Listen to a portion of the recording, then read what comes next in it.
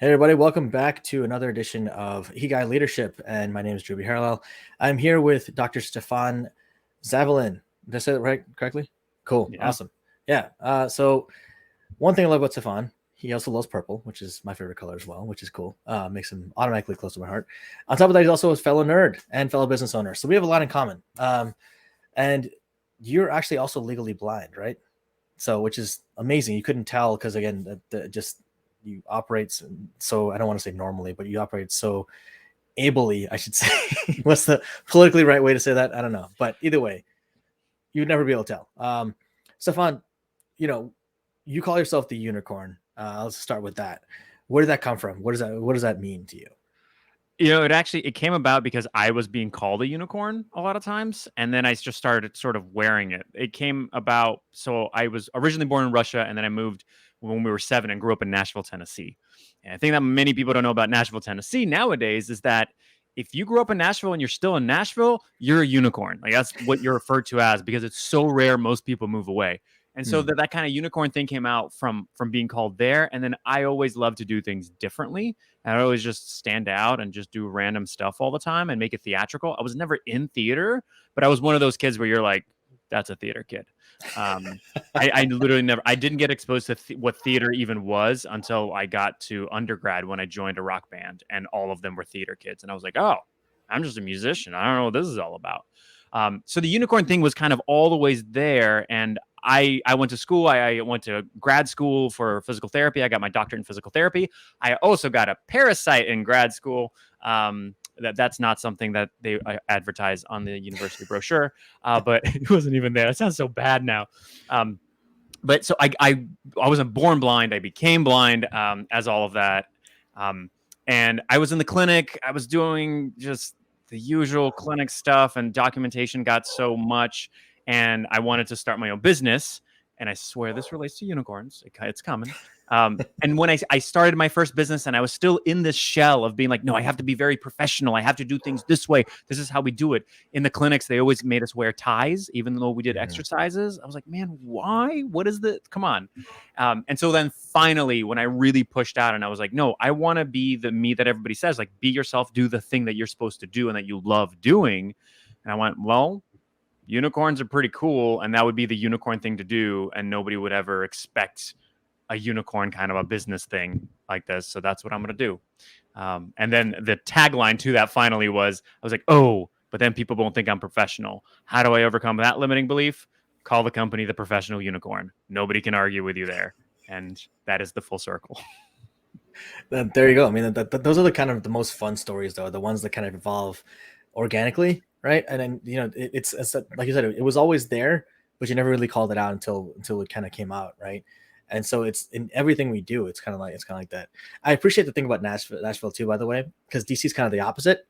So I consider myself somewhat of a unicorn in DC as well because of the fact that I'm actually from DC, and 98% of people are from somewhere else and moved here. So it's kind of like the opposite of Nashville. Everyone moves away, everyone moves to DC, and I was already here, which is interesting. But no, dude. So when you started that business, you said you went through the process of going to school and getting a doctorate and everything. What was the first business you started, and what made you start it? Yeah, so there was kind of a combination of I was basically being pushed out of the clinic because of the whole blindness thing, and then we were trying to get accommodations, and they were giving me it was a nightmare. And I finally said, I don't want to deal with this. So I was already in my mind. I was thinking, I want to start a side hustle. I want to do something. I had already kind of purchased the website, and I was going to talk to people about the dangers of sitting and how we can help remedy that. So I dived in. That was the first business. It was a consulting business around the whole idea that we should reduce how much we sit. And so it resulted in a book called Sit Less, a TEDx talk called Move More, Sit Less, and a show called Scared Sit Less. That's a hilarious title. It is. But yeah, that was the goal. The goal was to kind of public speaking and educating that it's not just go do exercises. And there is a very valuable lesson that I think I'm still holding true even to the new business, the professional unicorn. The thought behind it was the idea that you're given a problem, and a lot of us go, oh, okay, I need to do more of the good thing that will solve this problem. And I was saying, but what if instead of doing more of the good thing, we do less of the bad thing? And this could be transitioned into diet. What if instead of eating, more salad, you eat less pizza, and naturally there can't be a vacuum, so better things fill in slowly and you make that transition. At work, instead of being more productive, how do you be less ineffective? And if you view it from that perspective, kind of a thing. So yeah, that was the first business. Yeah, now you're just talking crazy. Because that just makes too much sense, right? I mean, why Right. not? It's like the helmet idea, right? Like, why not stop doing the thing that makes us need a helmet and just get a helmet, right? It's like it's the Jerry Seinfeld thing, like which always cracked me up because it's like a funny joke, but in reality, it's a legitimate thought, right? It's like, hey, we decided that we were going to create something to allow us to continue doing this dangerous thing, which eventually is now having TBI and things we're all discovering now, concussions and whatnot, right? But we made this helmet to allow us to do more of the things that are inherently going to kill us, right? It's just Yeah. we as a society, it's a funny case study. I'm curious if like if because you're a clinical guy as well, right? It's if you're looking at an experiment and consider the human race like an experiment and the way that it works, the way that it functions or doesn't at times, I wonder where we are in the spectrum in terms of successful or non-successful experiment outcome wise. So but with that premise of the experimentation, you're setting up that there is an answer of success versus Right. failure. It's all And relative. that's a huge question. It's like, what is success versus what is failure? Right. What we're trying to do. If we're again going back to another comedian, George Carlin, right? The whole point of us being here was to create plastic, then we've succeeded, right? Because maybe the earth needs plastic long term. But if the whole thing of creating us or us existing was to, I don't know, have a productive society that people are happy, I think we're pretty much in the failure category at this point. Yeah. Yeah, maybe. All right, I'm gonna spin around. Let's get a tiny amount of deep and hear more about our host, Drew. What do you, in your perception of the small, because realistically, maybe thousands of people, that is a tiny fraction of humanity. Absolutely. What do you think are not our purpose on Earth is? That's way deep. But what to you would be success versus failure? What would be an interesting metric to go by? Do you think? Not that there's only one. I'm not gonna I'm just curious. You mean like humanity wise, human race? Yeah, human race. I would say creating a society where multiple levels. I would say on a simplistic format, obviously, because there's many layers of that, right? But I would say creating a society where people felt safe, felt largely happy, and I mean happy not in like the immediate like momentary happiness, like I just got a birthday cake happy, but like a content feeling like I'm secure, I'm happy, I have a good life with my family or whatever, and I can continue to move up and do what I need to do. I think we're better off than we were 1,000 years ago in some of that, but in some ways, I think in some ways we're not, right? Like mental health wise, we're not. I think in terms of money, just sheer numbers of money, we are, but and at the end of the day, also because of inflation, we don't know if that's actually a real thing. So, I think we've moved away from happiness in some ways by creating the 9 to 5, by creating these things, these artificial constructs we've created in society to make us function a certain way. And I think in some ways we move toward it as well, because we're saying we're going to focus on things like mental health and like taking care of people who need to be taken care of, and creating accommodations for folks who need them, whereas 2,000 years ago they might have just stoned you if you were blind, just like shunned you. It's like, that guy's blind, he's cursed by God, he should not be part of society, versus like, hey, this guy had a parasite that needs to be treated and we did the best we can, but it sucks, but let's see what we can do to make sure he can do what he needs to do in society still. Yeah.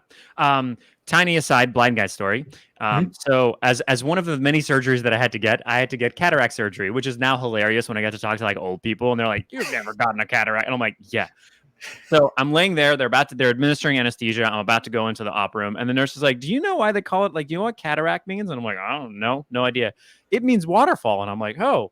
"Why does it mean waterfall?" She's like, "Well, in ancient Egypt, they didn't have surgery, so they waited so long that the lens, and it's the lens of the eye kind of becomes opaque and hardens. They would take a hammer, hit you on the head, and it would crumble. And because it was just so opaque and you couldn't see through, it would let people see again. It wasn't great sight, but it was much better than it was. That's it. That's why it's called a waterfall. It's like the waterfall. The shattered lens is falling like a waterfall." And I was like, "So you're telling me that right before I go to surgery for this?" Wow. Awesome. Smart. That's a great pre-surgery story. It's like the one where like, it's like, hey, by the way, I know you're about to get leg surgery, but remember, there's this really cool, funny story where this guy, they cut off the wrong leg. Isn't that hilarious? It's like, yes, that is hilarious. Right about before I'm about to go in for leg surgery. That's great. Yeah, absolutely. But to your point about this whole idea of kind of the peace, the happiness side of it. Yeah, I was really thinking about the fact that technology just amplifies what we are. So Yeah. it amplifies the good as well as the bad. And money is technically technology, if you want to think about it that way. It doesn't. It's not a thing as much as Mhm. cash is a thing. It's an idea. It's an idea that represents something else. It's technically a technology to communicate some kind of a value. Right. Great. That's all that it really is. And yeah, it does amplify nowadays sometimes the bad, especially with we can get into the whole social media side of things and how much that is amplifying the good and the bad of people. And Oh, you're cut out. There's no sound. I'm back. We're good. Oh, there, cool. Okay, nice. There you go. Yeah. Yeah. Yeah. No, I mean, I touched a couple things, right? I mean, one is the money idea, and actually, I don't think we talked about crypto when we talked about the first time, but that brings up for me. It brings up the idea of crypto, right? People keep saying cryptocurrency is not real. It's fake. It's fake. It's fake. And I'm like, money's fake. Money's the same as cryptocurrency in that sense. Anytime you get people together and they decide something has value, then it has value within that community. It's just a matter that money happens to be across like largely accepted as having value. If you were to take US dollar, for example, and go to Mars, it has zero value now, right? It doesn't mean anything on Mars or to Martians or to aliens or whatever, right? Because it doesn't have anything at all. There's a story of this guy, this explorer, or whatever, was going traveling to some South American country, and he found natives there, and he's like, oh, I want this. I forgot what he's trying to buy from them, but he wanted something from them, and he wanted to trade them jewels for what or gold or something for what they had, and they're like, what is this crap? We don't like they don't consider jewels or gold to have the same value that we consider it to have, right? That society considers it to have, and so it didn't mean anything to them. And so the exchange was not possible because he had nothing of value to them, right? So value is relative, and I'm curious what your thought about that is. Was it cocoa beans? Well, cacao beans? Maybe I think it was cocoa bean. That was a whole thing, like for the Mayans and others, just because of the health benefits and all. Yeah, and they literally used it as currency as well. Yeah. And so to us, like, this is a bean. What do you? This is nothing. It doesn't. Yeah, I was interviewing actually a crypto guy, and I love him when people say, "Well, it's digital money; it's not real," and he just goes, "Okay, but where's all your money? In a bank? Okay, so Right. like you take out like gold and cash. Oh no, it's on my credit card. That's digital money." Yeah, exactly. And I think what I was thinking through all this is that size, in a way, gives a lot of authority. So, for example, the dollar, vastly used across the entire world, gives authority to it as a currency. It's the same way that, technically speaking, every single person is an influencer, right? Mhm. They interact with some other people and they somehow influence them. But the vast majority of people we would not call influencers, even if we just look at only the people on social media. Like, you're not actually an influencer. Why? Well, you don't have 1 million followers. You don't have the credibility of having high volume and thus the authority of whatever that might be. Right. But that doesn't actually not make them an influencer. So I think it's that combined part. I think what makes people kind of get worried about crypto is that it seems quote unquote fake because anybody could create one. You and I could decide that we can create a cryptocurrency, and then it's like, okay, you guys just printed monopoly money. That's the equivalent in people's minds. And so then all of a sudden it means it has no value. But if we create a circle of friends where we're only giving them this kind of stuff, and you can only buy these products with these specific bucks that we decided to make, now you're generating that. But it's really hard to communicate that to people, especially older people that are kind of set in their ways and like, why is it necessarily changing? But we're all human. We all have a hard time with change. Yeah, no, absolutely. And again, you talk to people from the, like, even the boomer generation, right? The world has changed so much since, I mean, I'm thinking about how much the world has changed just since I've been alive, right? And I'm a later millennial, all right? So I was born in 84. And so just from 84 to now, the world is completely different than it was, like completely different. I mean, we don't have I have like circular phones anymore. Like the whole circle dialing thing is gone. We don't have dial tones. People have no idea what a dial tone is. I was talking to somebody the other day. My friend and I were making the joke about the dial-up sound, like Mhm. the that thing. No one knows what that is anymore. No one has any clue what that is. This I was with a bunch of Gen Z people, and they were like, "What are you doing? What does that sound?" And I'm like, "Wow, I'm old as fuck, dude. Like this is." Have you seen it's a legitimate thing. It's just asking a person to mime that they're talking on the phone. And Yep. so older generations they'll do the hand with the thumb and Yep. everything, and others will just do their palm because The that's how palm, yeah. they're used to doing it and Yep. holding cell phones. Yeah. I saw that. I think that was on was it Instagram or something? Well, one of those things. Yeah, it was just Yeah, it's a little it's interesting. It's wild to think about some of those things. Yeah. yeah, it's a Or culture like shift. CDs, like burning CDs. What did you used to do? Yep. Burn CDs and cartridges, like video game cartridges. VC. Blowing on the cartridge. Yeah. What are you guys doing? I was on a call earlier today, actually, and this guy was talking about a VCR, and I was like, "I love you because you said VCR. That's why I love you right now because you said VCR, and I know what that is." And 80% of people on this call have no idea what you just said. It's hilarious. Oh, actually, funny story. It's along the same lines. Actually, I was playing Taboo over the weekend with a group of friends, right? And compact disc came up. All right, that was the clue. And so I was like, okay, this is the precursor to DVDs. And they're like, someone's like CDs. Like, okay, what does that stand for? They're like, disc, something disc.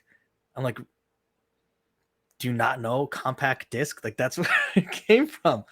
And they were guessing everything. They're guessing like, I forgot what other guesses they had, but they would not. They didn't get they never got the compact disc, and we didn't get the point.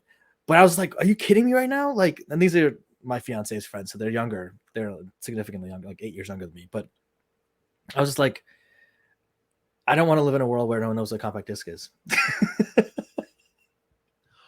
I will give them a tiny amount of credit. They at least knew what a CD was. That's true. It's true. So I give small credits for abbreviations sometimes, especially when abbreviations mean the same thing. Like it's the same abbreviation, but for different industries, it's different stuff. So sometimes I'm like, am I about to make an ass of myself? Like what? Well, I do it all the time. So yeah.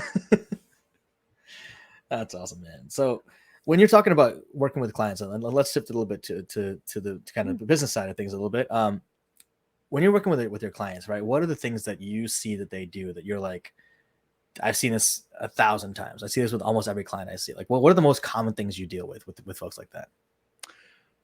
All right, I'm gonna mention a really tiny one just because of everything we were just talking about. Yeah. And it's wild. I think it's called the millennial pause now. Mm-hmm. So because I do video recordings with people, but it's the pause that when people press the record button and they pause for a second for it to catch up to start recording. And nowadays technology is so fast where you don't have to do that. You should start talking as soon as you press the button.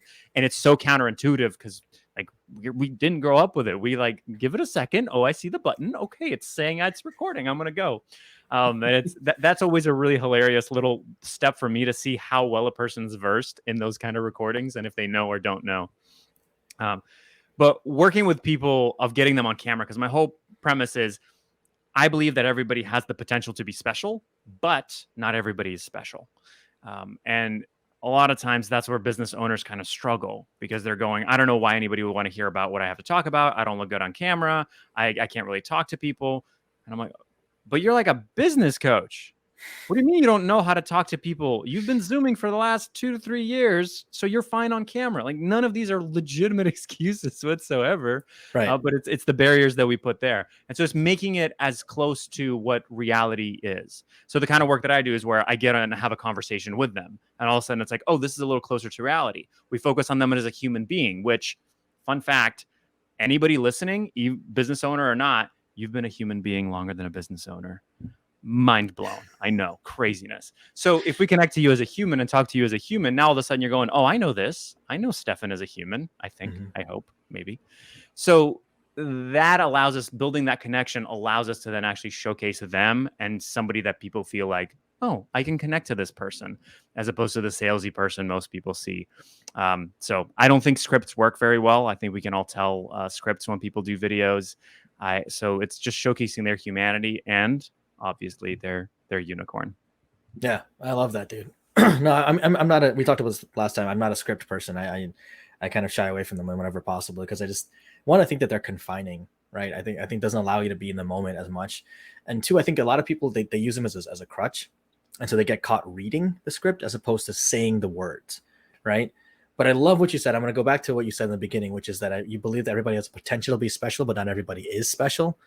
I think that's huge to highlight because I think everyone, not everyone, but you hear a lot nowadays about people saying, "Oh, everyone's special. Everyone's special. Everyone can be a leader. Everyone can be a leader." Well, if everyone's special, then no one's special, right? But everyone, I like the idea that everyone has a potential to be special because then you have to try, you have to actually do something to be special. Same thing with being a leader, right? There's no such thing as everybody being a leader because then who do you follow, right?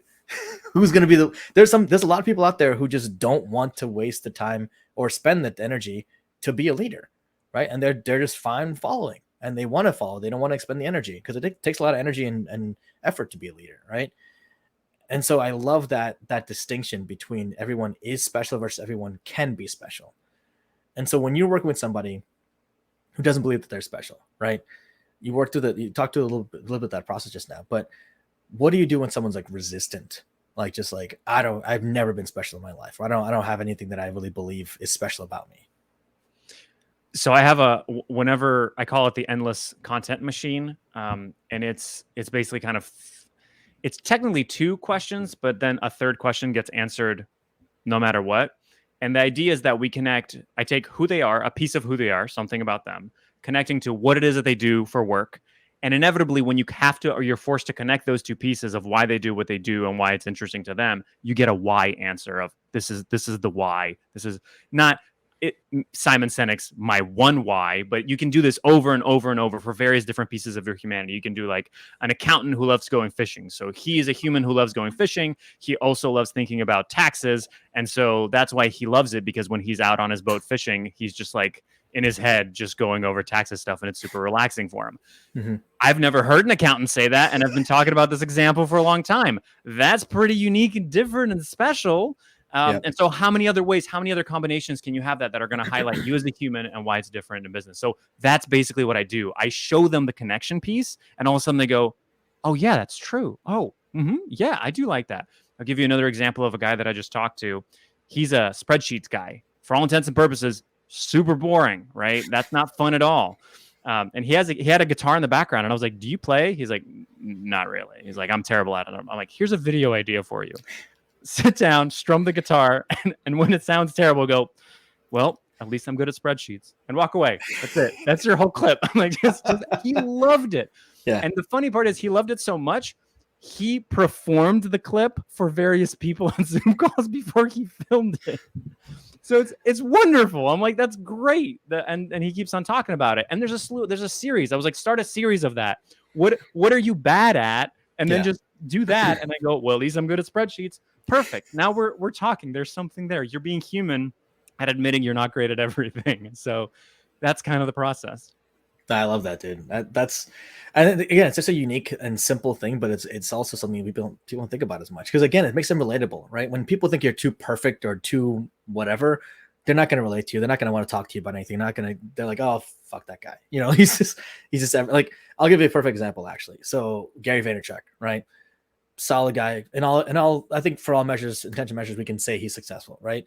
And so following him for a while on social media, it's like, yeah, that this whole thing about kindness, about authenticity, about all this stuff, it's like at a certain, it's like, okay, this is buzzwords at this point, right? Like it's like just he's just full of shit, right? He's got this, he's of course he's gonna say that he's got millions of dollars, right? And then you meet him in person, and he's actually that same way in person. Like he's actually a relatable, down to earth person in real life. And it's a different experience than what you would expect. I mean, even if you know him and like have seen his stuff online, some people might expect that. But I mean, I'm a cynic in some ways, and I can be cynical, I should say. I don't know, I'm purely cynic, but I'm like, oh, that guy's probably an asshole in real life. Not an asshole, really nice guy, you know? And so I think that online persona thing can almost work. I mean, it's like you said, and then the authentic kind of thing of like that guy with the guitar, like, oh, at least I'm good at spreadsheets. Like that's hilarious. I love that. So I want to point something out as well here. So you're absolutely right. Authenticity is a buzzword, and I understand why it is used. I also use it sometimes because it's language. You have to be able to communicate in the way people are going to understand you. Just because you don't like what a word means, anyway. Um, Sure. but I have a whole thing of where I go authenticity versus humanity, and I'll give you the example of authenticity versus, because I push for humanity versus Mm. authenticity. So authenticity, I use Taylor Swift because my wife loves Taylor Swift, and so if you're a fan of Taylor Swift and her tickets are expensive, you bought a ticket, you went to the show, Taylor comes out on stage and goes, I haven't been having a great day. My boyfriend said something really mean to me. My throat kind of hurts. I'm just really not feeling this. I'm not gonna do a show. Thank you. And she walks away. Yeah. You're pissed. They're like, what? What the fuck, Taylor? I've been a Swiftie. I'm dressed up. What is all this? Now, Yeah. if she comes on and goes, I've been really having a bad day. My boyfriend said something really mean to me. My throat hurts a little bit. And I'm gonna push through all of that to give you the best show I possibly can. It may not have been the best show ever that Taylor Swift has done, but for you, that's going to be an amazing show because Taylor Swift just became human. She just became Mm. relatable and she became a little bit vulnerable. And that to me is that difference between true authenticity, because sometimes we're like, I don't want to be here. I just want to be on the couch watching Netflix. That's my authentic version. But then there's the human side. And I think we should strive to be at the extreme more human than necessarily utterly authentic.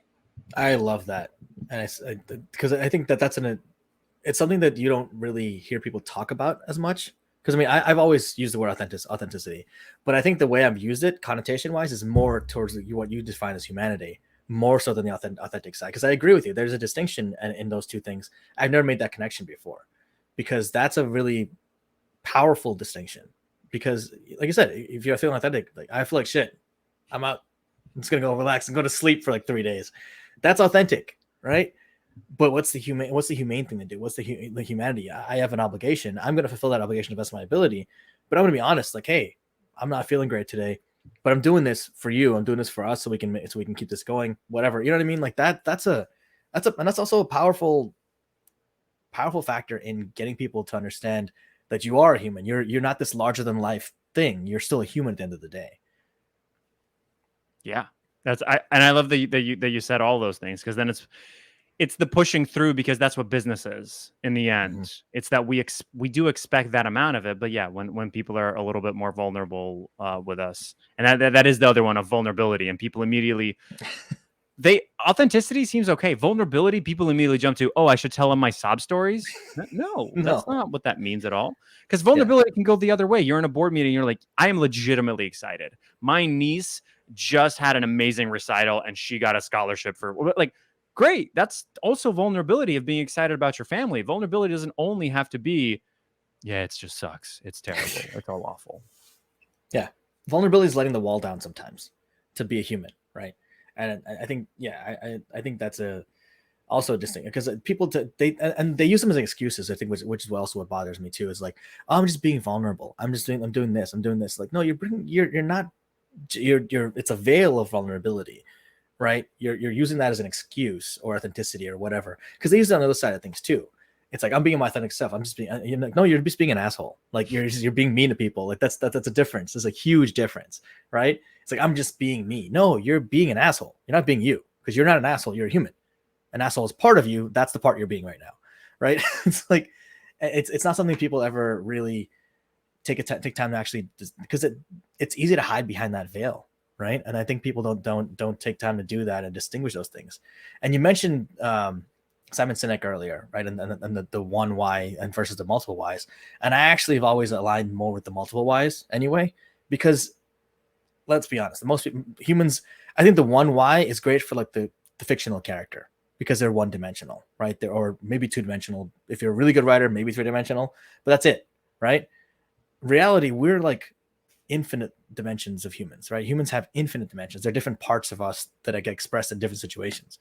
You even add one new person to that interaction of 5 people, and now there's a new dimension of you came out, right?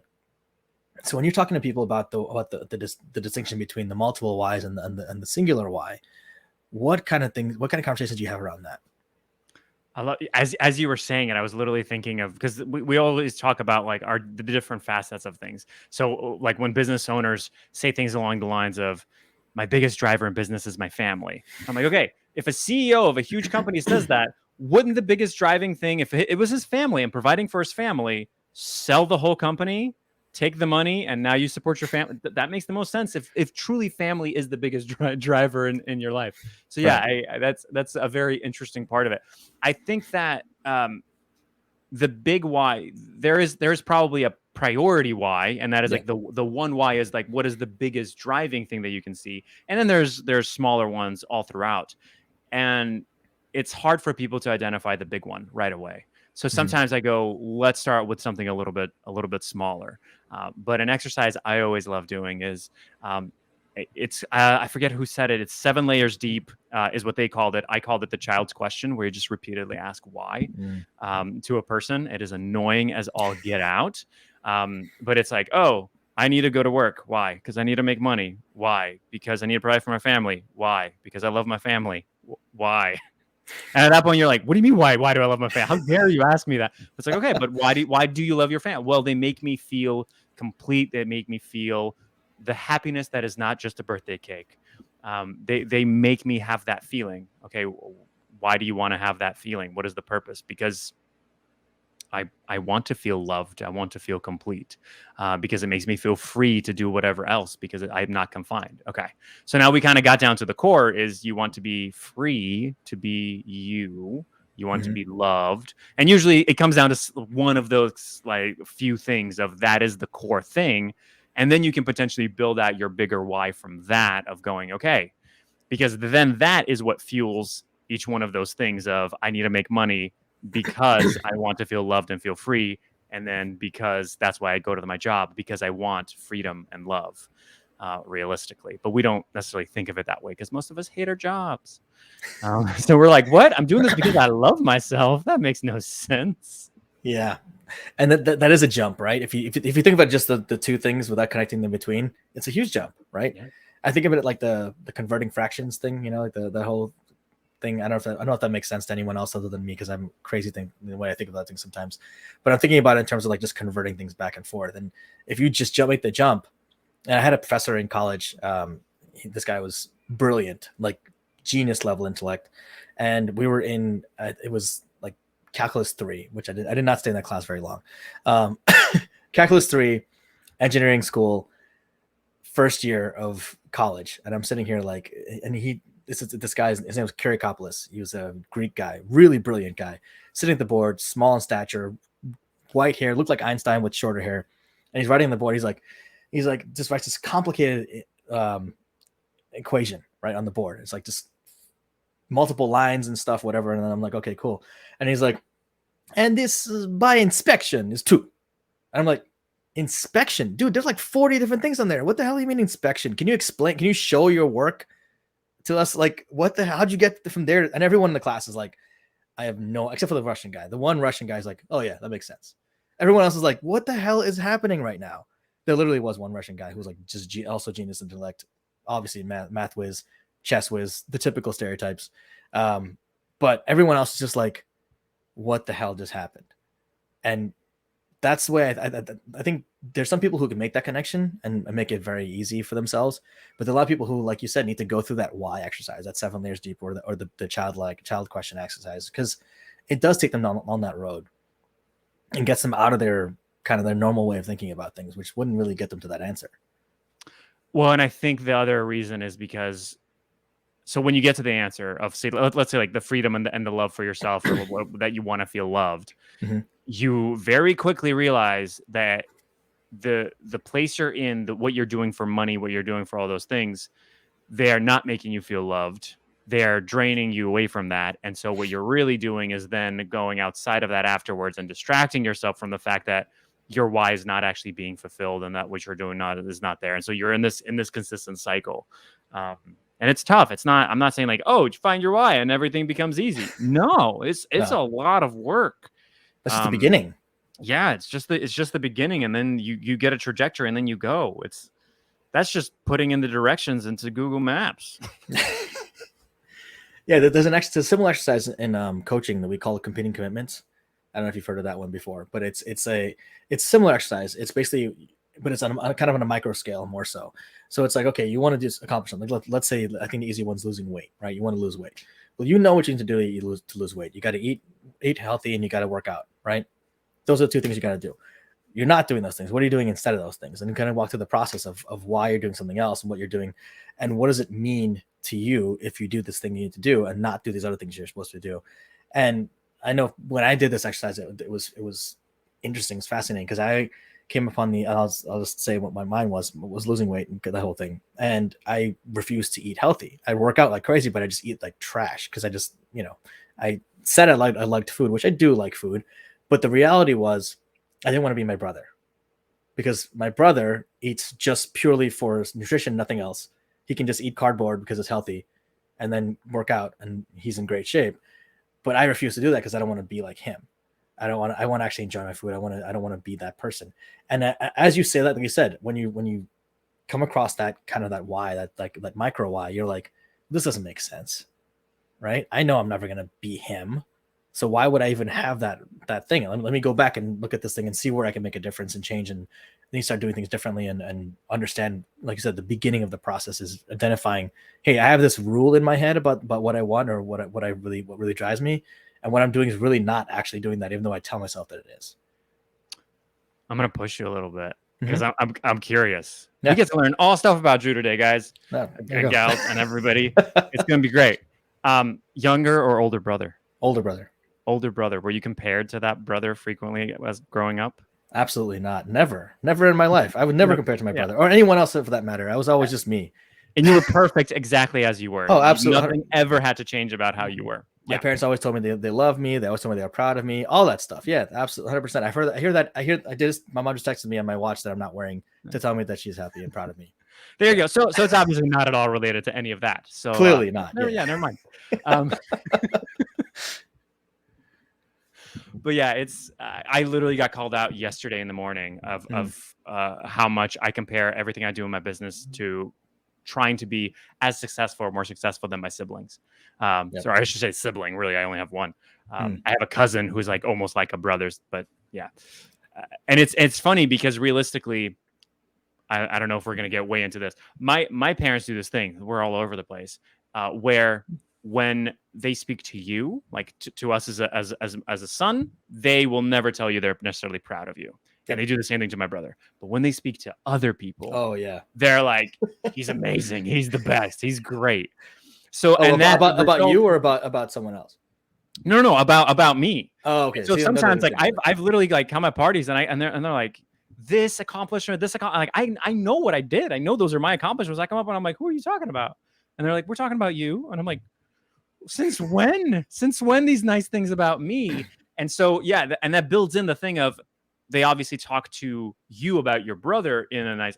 I'm talking about literally about me. I don't know what your experience was, where they're like, your brother did this and this, isn't that great? I mean, sometimes they'll be like, how can we help him? But they never tell you that you did great. So now in my head, I'm like, yeah, he's the great. I'm the black sheep of the family that went and started with a music major. Still got a doctorate though. Yeah, no. So my parents do the first part. They definitely don't tell me ever that they're proud of me or whatever, that kind of stuff. They don't talk well about me to me, but they don't do it to anyone else either. They do my brother though. They'll speak positively about my brother, and I joke about this because I called out my dad about this like 20 years ago when this happened. We were at our temple, our mandir, right? And my dad's introducing my brother and I to one of his friends who came to visit. And he's like, oh, this is my son, Jason. He's a doctor. And this is before I went to law school and everything, right? And he's like, this is my son, Drew. This is my other son, Drew. End of sentence. And it's like, that's my life in a nutshell, essentially, right? Which is, it's funny because it's like, that's generally, I made the joke like, oh, I'm the other son, which is the general joke going forward. But to your point, like maybe they have said they're proud of me once in the last like 10 years or so, but that took a very long time. And I will say they changed after my nephew was born. Because they both, my mom was always relatively cool. My dad definitely softened up big time when my nephew was born. That changed him in a very big way, being a grandparent. I don't know, but he's definitely softened up. He still hasn't told me he's proud of me, but this doesn't matter. Yeah, for me, it has, and maybe this is the same way for you. It's now devolved to where I realized that I had to be the one that detached from needing that, Yep. as that part. And I think that's going to be true for if people are dealing with their parents, with their significant others, spouses, um, Bosses. bosses, friends. Yeah. That if you know that you're doing good work, regardless of what kind of confirmation, affirmation, validation that they're going to give you, that's the most important thing. And it's not as if I'm perfect and it doesn't sneak back all the time. I literally, we're going for a month this Saturday. We're going for day after tomorrow. We're going to stay with my mom for a month. I know my mindset is in danger. I know that I'm going to start doubting myself, and I've already put things in place of where I have a couple coaches that I'm like, I'm going to need a session with you about my mindset. Like, 2 times throughout that month because Yeah. it's gonna wreck me. Yeah. And you know, I tell people all the time, like that's going to happen inevitably whenever you put your own validation on an external situation, anything with this person, place, job, whatever. Anytime that validation has to come from somewhere external, you always run that risk, right? You've got to try to, as much as possible. And yeah, no one's perfect, right? So no one's going to have 100% validation on internal. Everyone says, I don't care what people think, but at some level you do, right? But as much as you can, work to bring that validation internal, because as long as you have that, you become more and more unshakable, right? It's the whole stoic idea, the whole stoic mentality, which I absolutely subscribe to. I love that kind of stuff. So I'm glad you have people to reach out to, because you're definitely going to need that. Yeah. And I would just add the only thing to that as well as, and hand select the people that you know you can trust for validation when it is necessary. Yes. I am very grateful and lucky to have a spouse that can do that for me, because I will frequently go to her and be like, I'm not a complete shit, right? Like, I don't suck. I'm terrible. I don't deserve to take all this money from people, right? I'm awful. She's like, what are you talking about? Literally every single person that works with you goes, whoa, this is what you do. This is amazing. What? Why are you thinking this way? I'm like, I don't know. I watched a social media post and now I just feel like garbage. Yep. That'll So do it. That'll yeah. definitely do it. I mean, and going back to that the comment about social media, because we talked about it earlier briefly, right? I mean, that's a construct that, you know, as much as I do social media consulting as well, and I, you know, the whole thing, but it's just, as much as I see the value in it, like any tool, right? When it's used for good, it can do amazing things. When it's used for evil, or just stupidly, right, like irresponsibly, it can do a lot of harm, right? I mean, I know a lot of people who spend a lot of money to try to pay people for social media, and they don't know what the hell they're doing. Neither one of them knows what they're doing, frankly, the person paying or the person being paid. And I don't know if I told you this before, but maybe it was, but it was like, anyone with a Facebook account claims that they're a social media consultant nowadays, right? Or Instagram account or whatever. And I say that's similar to someone who says, I have a heart, so I'm a cardiologist, right? It's not the same thing. Right? Having one doesn't mean you know how to use it properly. It doesn't mean you know the ways of writing stuff and creating content effectively, and creating content that's going to benefit that person to meet their goals, because not everyone has the same goals, right? And so when you're talking about your posting and you're facing your like your social media presence, because I mean, as a business owner, I'm sure you have one that you curate on a regular basis, right? So what is some considerations you have when you go out there and say, I want to put my human self, not the authentic self, but your human self out there? So first of all, I will always say, and I hate that this is true, but it is, and every single person who's posted on social media for any amount of time will know this. The post that you're like, this is game changing, and the whole world will like thank me.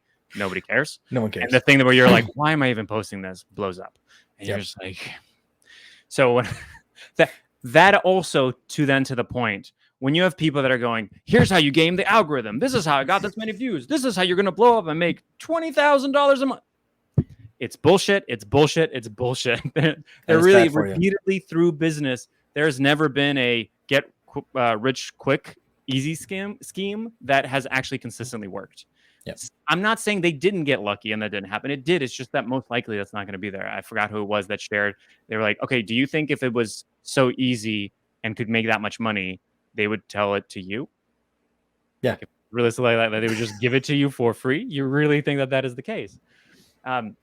So when it comes to me putting out my authentic self, a lot of time I have no problem doing it. So I'll talk about my blindness. I'll talk about being a dad. I'll talk about all sorts of different things because now I have an 11-month-old, so that's always fun.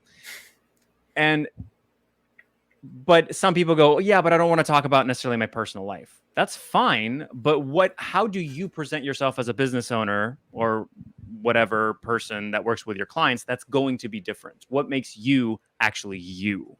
Um, Instead of reading the pitch and whatever it is. That does come back to the whole thing we talked about before, the who that is matches with the what and then tells you kind of the why. It's those pieces. Mhm. But I think the biggest thing is don't make it a gimmick. It's Yeah. not meant to be a gimmick. It's meant to be fun. So if you have fun doing it and showcasing it, you're probably on the right track. That would be the biggest litmus test for me is if it's fun for you, it's going to be fun for the people watching your content. If it's boring and dull for you, yeah, same thing. Yeah. I like that rule. I think that makes a lot of sense. And I think more people need to follow that, to be honest with you.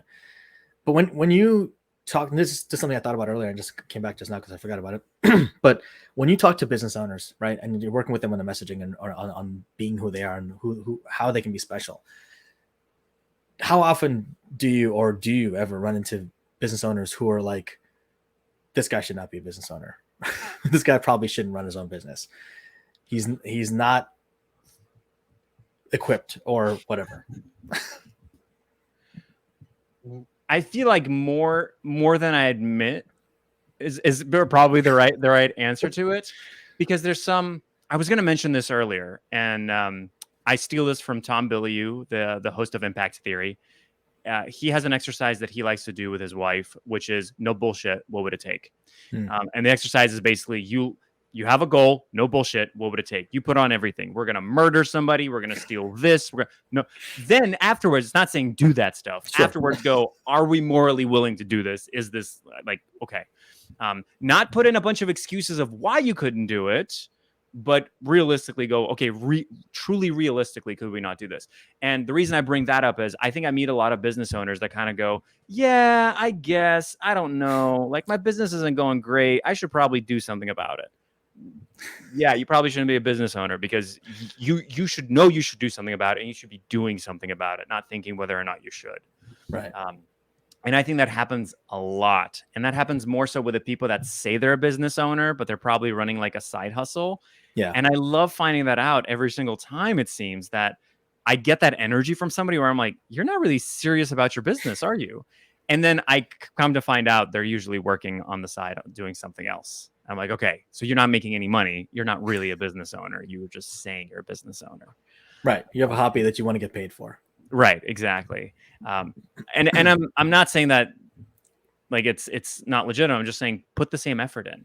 You know, if you were to completely put all of the eggs into the basket of the business and put all that energy into it, it's a whole different way people show up. So, yeah, I agree with you. And you know, along the same lines, when you think about people who have that mentality, right, and have that like, oh, well, I guess it'll be fine, it'll work out. You know, I'm just gonna keep doing what I'm doing and just not worry about anything and just keep that going. How long does it take for you to be like, I'm cutting the cord with this person because it's not worth my time, or they're them spending the money, or do you kind of just keep on trying as long as they're willing to keep trying? yeah, for me, it goes back to literally what we talked about, the potential of special versus actually being special. If I see that there's no work or energy being put towards developing the potential, and there's nothing there, I'm not seeing a spark light in their eyes. And many times I'll even in the initial interview, I'll go like, yeah, I don't know if I could help you because you don't want it. So why would I take money from you if you don't necessarily want it? And it's interesting. Most of the people, they end up kind of filtering themselves out. After a while, they're like, yeah, they pull the cord and cut the cord. I don't. Because they're kind of like, yeah, I don't know. I just don't know if this is right for me, if I'm in it, whatever it might be. Because I get passionately excited about pretty much everybody because I can see the potential. I know that it's there. But if they keep extinguishing that flame that I keep on trying to light inside of them with all their limiting beliefs, preconceptions about stuff, eventually they're just going to walk away. Yeah.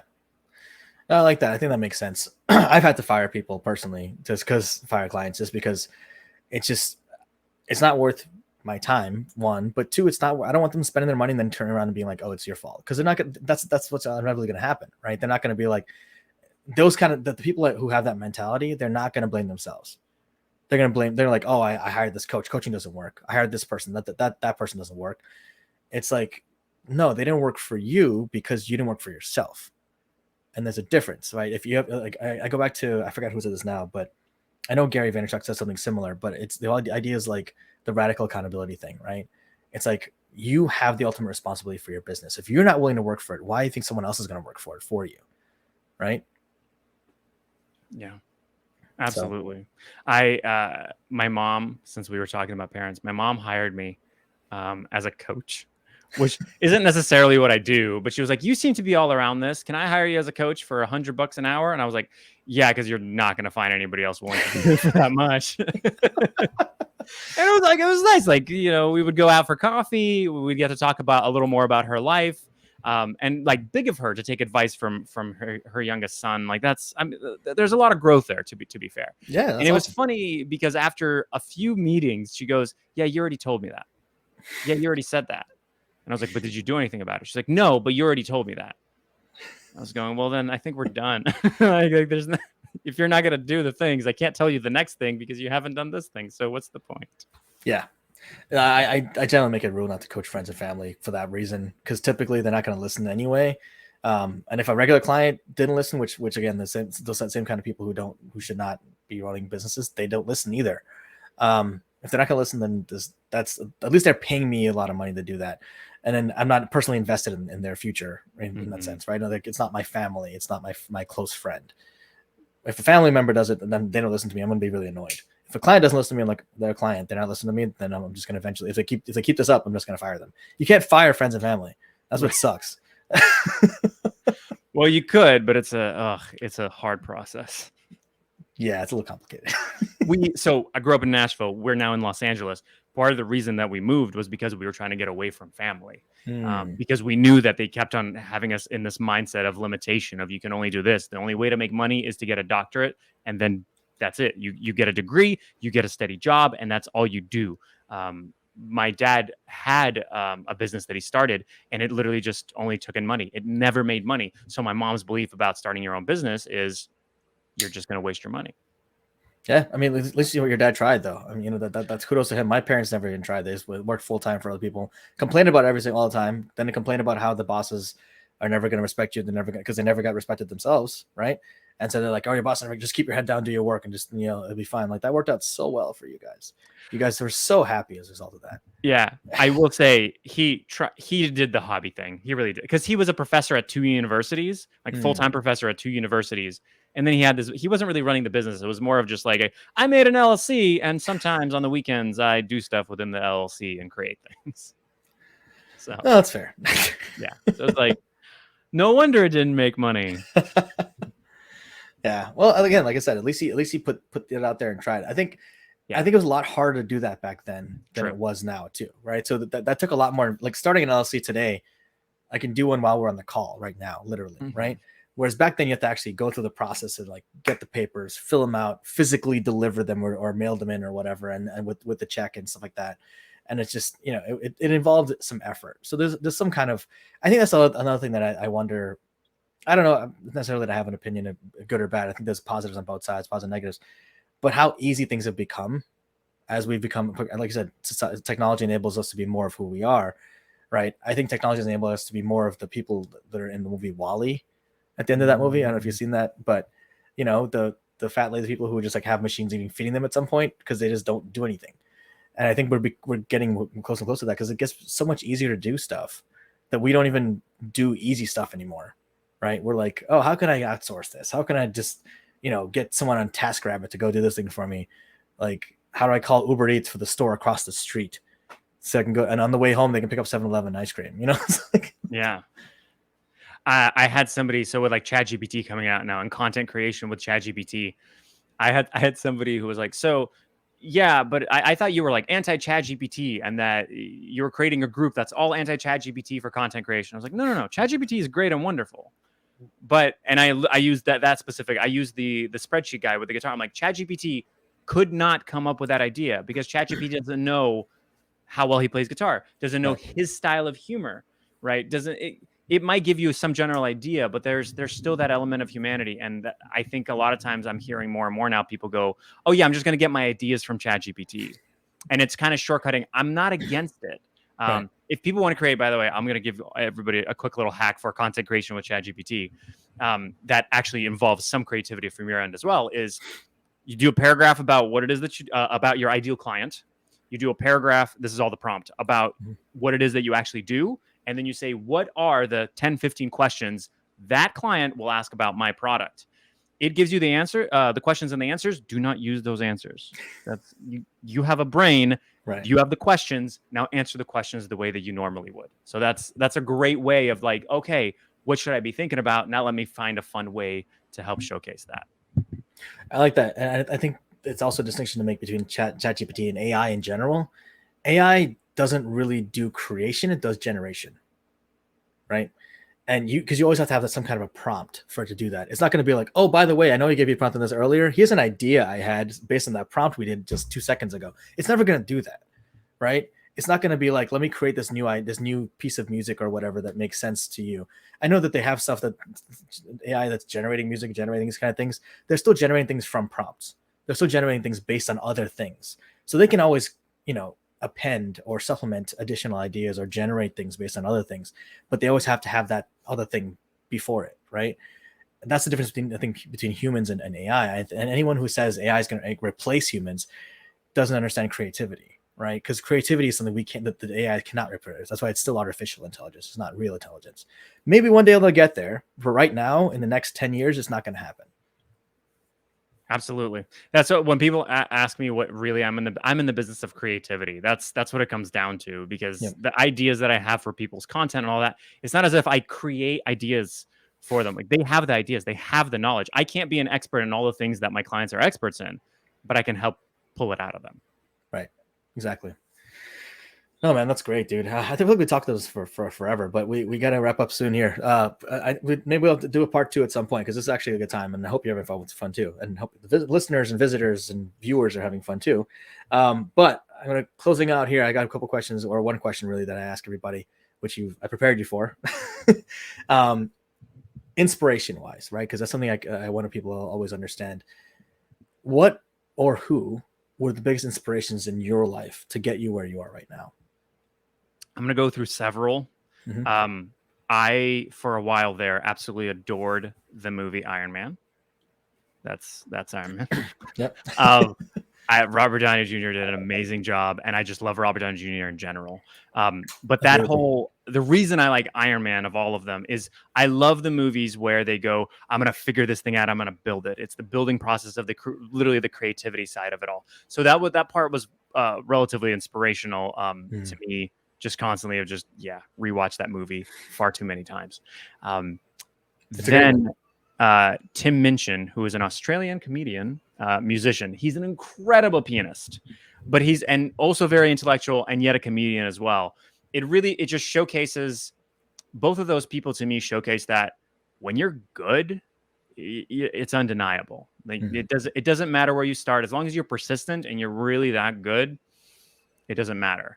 And maybe he's not the best pianist in the world, right? Maybe he's not the best comedian in the world, because most people in the States haven't even heard of him, but he's still good. He's very good. And that kind of really helped kind of push that along for me. Because when I went blind, one of the ways that I went through all that trauma is I wrote a bunch of comedy songs and other stuff on guitar and piano. That was my way. Because I was like, well, if I lose my vision completely, I'm not going to be a physical therapist. I'm going to be a musician, and that's going to be fine. Turns out I could still be a physical therapist. It was just the documentation that entirely did me in. Those are the two big ones. Mm-hmm. And then randomly, since I named a movie and music, I'm also just going to do an author, because this guy comes up for me all the time, which is Douglas Adams. Hitchhiker's Guide to the Galaxy. Just the way that it is written, I love the things that make you do a double back, of where you go like, ooh, a double take. That's what it is. Not a double back, Stefan. Come on. Where you're just like, what did that say?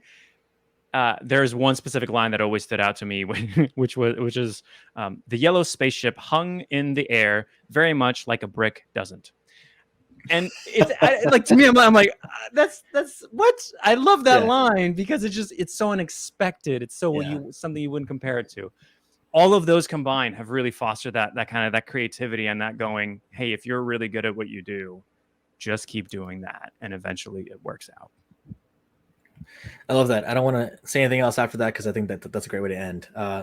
Stefan, thank you so much for taking time today, man. It's awesome conversation. Love chatting with you all the time. And yeah, folks who want to reach out to Stefan, his information will be in the contact in the description below. And for those of you listening on podcast, we'll have his information also in the show notes. So thanks again. I appreciate it, man. Hope you had a good time. We'll do this again because this was a blast. And yeah, if you're down to come back, we'll love to have you back. Hell yeah. Pleasure. Awesome, man. Thanks a lot, everybody. Take care. Stay safe. Hit subscribe. Share with somebody who might find it interesting. Take care.